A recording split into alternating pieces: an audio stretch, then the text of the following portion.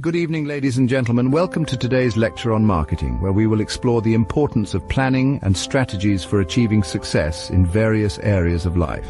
My name is Dr. Mustafa Bassiouni, and I will be your lecturer for this session. Welcome everyone to today's lecture on segmentation, targeting, and positioning in marketing. Let's begin with market segmentation. Segmentation is the process of dividing a broad market into distinct groups or segments based on specific customer characteristics. By segmenting the market, businesses can gain a deeper understanding of their customers and tailor their marketing strategies accordingly. There are several common bases for market segmentation.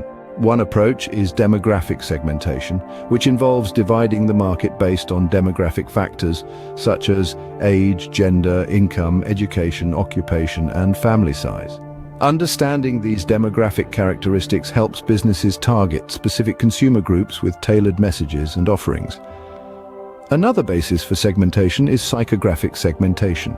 This approach looks at customers' lifestyles, values, attitudes, interests, and personality traits. By understanding the psychographic characteristics of different customer groups, businesses can create marketing messages that resonate with their target audiences on a deeper level. Behavioral segmentation is another key approach. It involves segmenting the market based on customers' behaviors, such as their purchasing habits, brand loyalty, usage frequency, and response to marketing stimuli.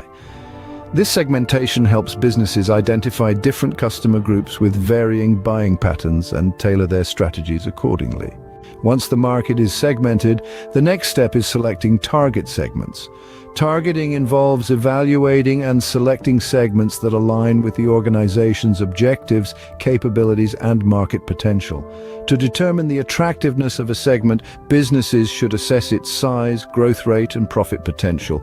Target segments should be large enough to be economically viable and offer growth opportunities for the business. Additionally, compatibility with the business strategy is crucial.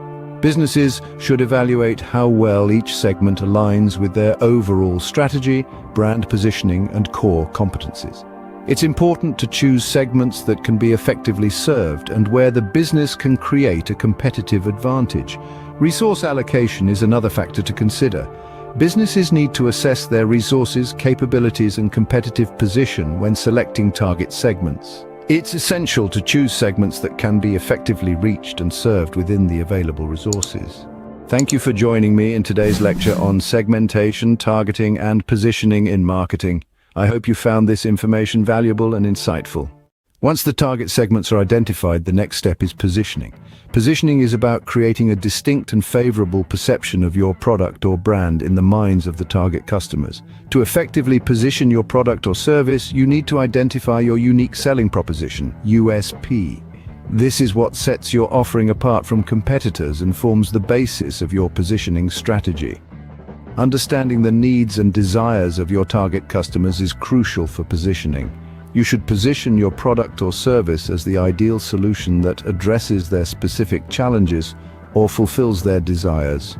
It's also important to analyze your competitors' positioning strategies. By identifying gaps or areas where your product or brand can differentiate itself effectively, you can position your offering to emphasize your strengths relative to competitors' weaknesses or unmet customer needs. Crafting a strong brand personality and developing consistent messaging are essential for effective positioning. Your brand personality should resonate with your target customers, and your messaging should effectively communicate the unique benefits and value proposition of your product or service. Types of segmentation.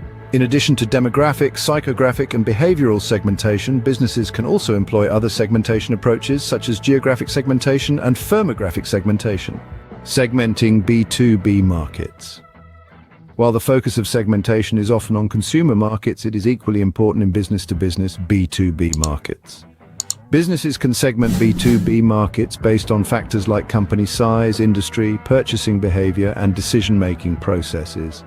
Remember, the success of segmentation, targeting, and positioning strategies lies in continuous monitoring and adaptation.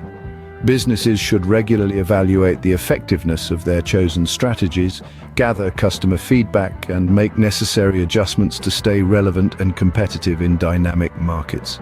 In conclusion, conducting segmentation, targeting, and positioning based on customer characteristics is a fundamental aspect of successful marketing. By understanding your customers, selecting target segments strategically, and positioning your offering effectively, you can tailor your marketing efforts to meet customer needs, differentiate from competitors, and build a strong brand identity. Thank you for joining me today. I hope this lecture has provided you with valuable insights into the importance of conducting segmentation, targeting, and positioning in your marketing strategies.